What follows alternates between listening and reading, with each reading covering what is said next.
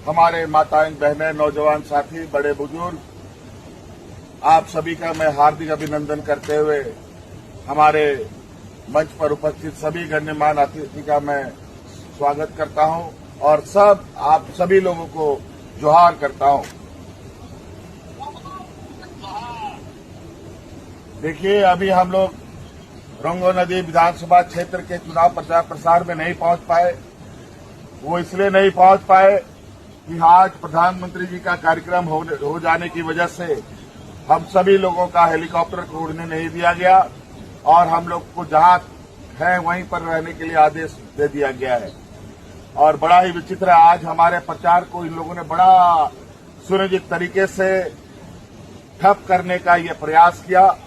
प्रधानमंत्री अपने कुर्सी और अपने ताकत के बल पर सभी राजनीतिक दलों को इसी तरीके से चुनाव के अंतिम चरण पे जब सभी लोग बहुत रफ्तार के साथ प्रचार प्रसार कर रहे होते हैं, इनका प्रचार प्रसार कैसे कम हो, ये अपने शस्त्र का उपयोग करते हैं।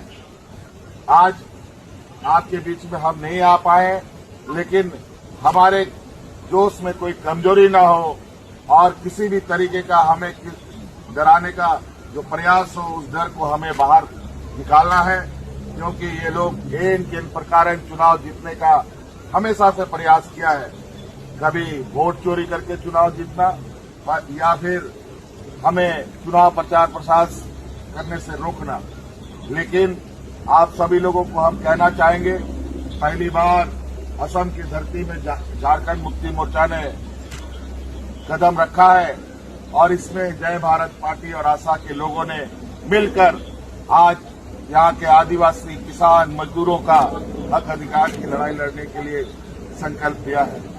आज इसको लेकर के हम लोग विशुद्ध रूप से राजनीतिक मैदान में है और आज आपके हक हकूक की लड़ाई के लिए हम लोग तैयारी में हैं।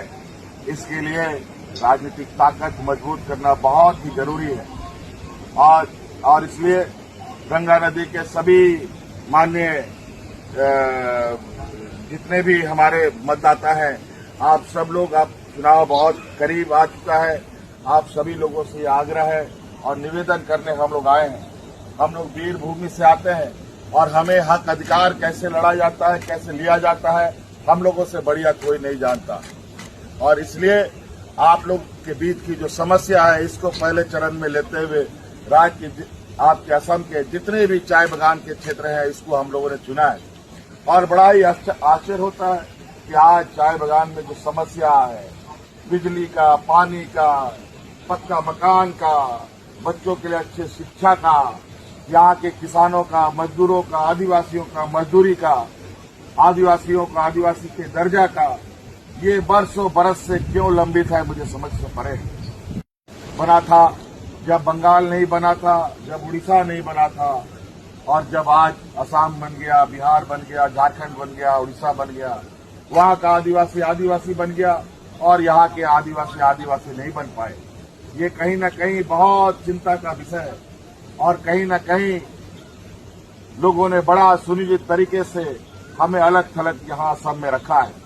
लेकिन आपको नहीं मालूम, चाय बागान में हमारे आदिवासी किसान की संख्या इतनी है, अगर आप लोगों ने एक साथ एक मंच पर, एक छाता के नीचे, एक छतरी के नीचे आ गए, तो आप असम की कोई भी सरकार हो, आपके आदेश पर वो उठेगा और आपके आदेश पर ही बैठेगा। इतनी ताकत है आप में। आज आपकी इस ताकत को पहचानने के लिए, इस ताकत को एकत्रित करने के लिए आज असम में हम लोग आपके बीच में आए हैं, ताकि आप जो बरसों बरस से, सदियों से जो आप हक अधिकार की लड़ाई लड़ रहे हैं, वो हक अधिकार आपको मिल सके। बड़ा ही शर्म लगता है कि असम के चाय बागान के लोगों को 250 रुपये मजदूरी मिलता है, जबकि देश का कोई ऐसा राज्य नहीं है जहां मजदूरी आज 250 रुपया मिलता हो। सभी जगह कम से कम 500 रुपया मजदूरी मिलता है। और आज आपके वोट खरीदने के लिए महिलाओं के खाते में 9,000 रुपया दिया जा रहा है। ये 9,000 रुपया अगले 5 साल तक आपको गुलामी बनाने के लिए इन लोगों ने दिया है। 5 साल में एक बार 9,000, ये बड़ा चिंता का विषय है। क्या 9,000 रुपया 5 साल किसी का चलेगा? कभी नहीं चल सकता।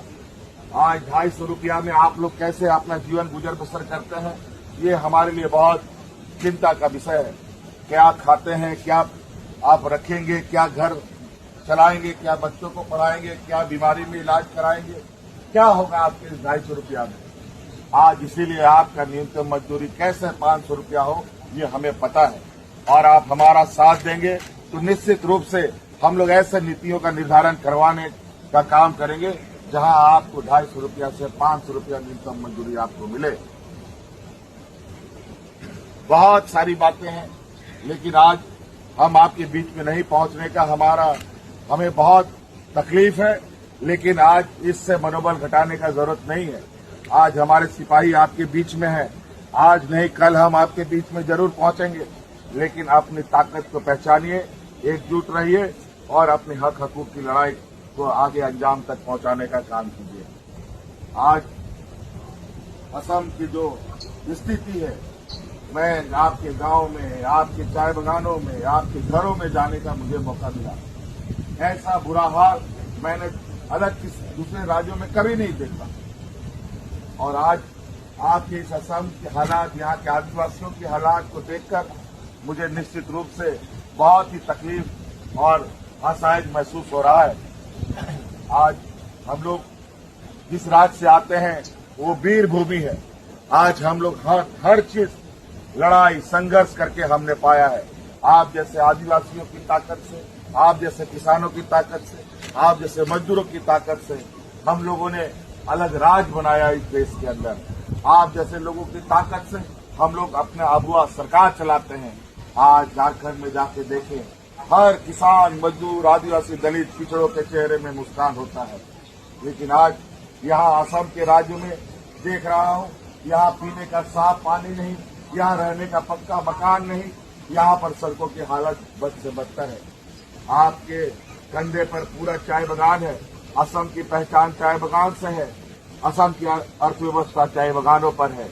लेकिन यहाँ के किसान, आदिवासी दिन ब दिन आप सब लोग बेहाल होते जा रहे हैं। ये 250 रुपये ये है आपको वेतन मिलता है, जिससे आप 1 किलो नमक भी ना खरीद पाए बढ़िया वाला। आप अगर बाजार में जाएंगे, अच्छा क्वालिटी का आप जहर लेंगे तो 250 रुपये भी वो जहर नहीं आएगा। और वो ऐसा जहर मिलेगा कि जिस जहर से कोई आदमी ना मर सकता है ना जी सकता है। आज इसीलिए हमें लगता है ये राज्य की सरकारों ने आप सभी चाय बागान में रहने वाले आदिवासी किसानों को ना जीने के लिए छोड़ा, ना मरने के लिए छोड़ा है। और निश्चित रूप से यही हालत हम लोगों की रही। तो जिस तरीके से हम पुरखा बाय पुरखा हम लोग मजदूरी और भेजा कुली का काम करते रहे हैं हमारे पूर्वज, उसी प्रकार हमारी आने वाली पीढ़ी भी करती रहेगी। अगर हमारे आने वाली पीढ़ी को सुरक्षित करना है, डॉक्टर, इंजीनियर, वकील बनाना है, IAS, IPS बनाना है, तो आपको अपना ताकत एकजुट होकर के अपना अधिकार की लड़ाई लड़नी पड़ेगी। इसलिए आप लोगों से यह आग्रह निवेदन करने के लिए आए हैं कि 9 तारीख को चुनाव है और गंगा नदी के जो